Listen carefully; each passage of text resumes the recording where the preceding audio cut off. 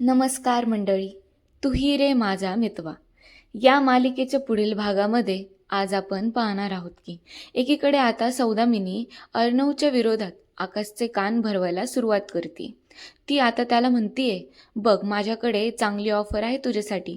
मी खूप ठिकाणून ऐकले की तू खूप मेहनती मुलगा आहे, पण तू आता सात्विक फॅशन्समध्ये फक्त एक एम्प्लॉई आहेस.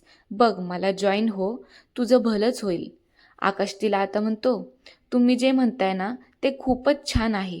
म्हणजे बघा ना, मी तिथे एम्प्लॉय तर आहे, पण तुम्ही हे जे काही फूट पाडायचं काम करताय ना, आय सजेस्ट यू नका करू. तुम्ही भावाभावांमधलं हे नातं तर कधी तोडू शकत नाही. So keep that in your mind. एवढं बोलून आकाश तिथून निघून जातो. तिकडं आजी काळजी करत असतात. त्या सगळ्यांना म्हणतात, कधी ते दोघं येतील आणि कधी स्पर्धा सुरू होईल अशी काळजीच वाटायला लागली आहे मला. नम्रताला त्या आजींचं बोलणं चांगलंच झोंबतं. ती लगेच म्हणते, आजी आम्ही दोघं आहोत ना, ते जरी नाही आले तर आम्ही स्पर्धा जिंकू की.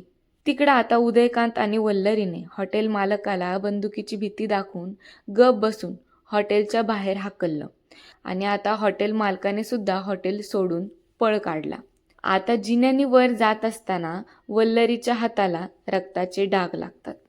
ते पाहून आता उदयकांत लगेच म्हणतो, हेच डाग आता आपल्याला रमाकांतपर्यंत पोहोचवतील. आता ते लवकरच रमाकांतपर्यंत पोचतील. पण ईश्वरी अर्णवला ह्यातला अजून तरी काहीच माहीत नाहीये.